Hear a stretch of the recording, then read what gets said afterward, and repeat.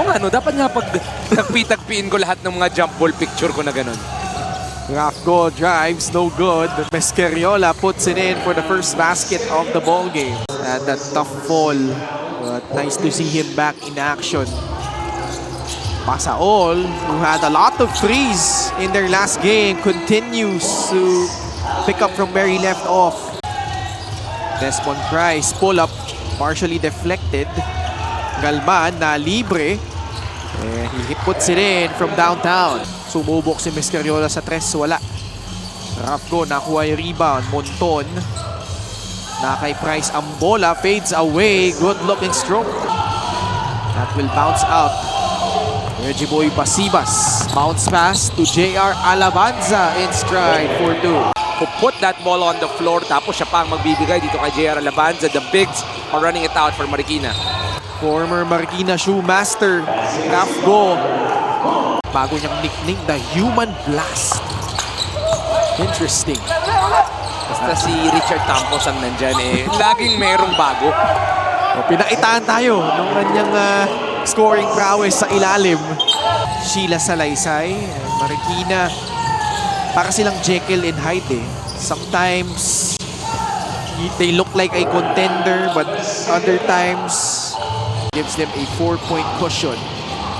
Rafgo steps into that bank shot. And this is the biggest lead right now. But Cebu turning things around with that 26-10 quarter in the second. And just bowling away in the third. But it's good to see him healthy. You know, it was here, it was in front of me that it happened. Na medyo masama talaga. Yes, tama. Sino ba kalaban nila nun? Wow, Jeff Monton. Saka, I don't know if it's the hair. Parang nag-trim down din siya eh. Yes. He's moving a little bit better. Something that they could build around. At lalo, pwede pa sila pumasok dun sa play-in eh. Dun sa very last slot. What he was capable of. All of a sudden, para dito sa Bacolod, pinakita niya that he is one of the more elite scorers that we have in the league. As we say that, he makes the three on that left wing. Ano lang, initials lang. AD, DP, ganyan eh. Hindi ba siya pwedeng tawagin CL? CCL? Coach Christian Luanzo. CCL? 24-12. Approaching the 3-minute mark. Desmond Price hangs in the air.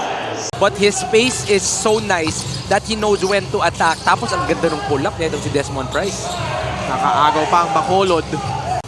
Just a little out of control on the floater right there. Pero tuloy pa rin ang kanilang game plan, which is to speed things up. Talking about speed things up, ito naman sa kabila, si Iskoto naman ang atake ng maaga. Yung E-Boys din. Yan, sila Jason Strait, Jordan Santa Ana, naglaro din sa UE. Gerard Wilson, Alvin Pasaol. Yung naglalaro pa yung Guangming College doon. Kurt Tao Tao was one of their main guys.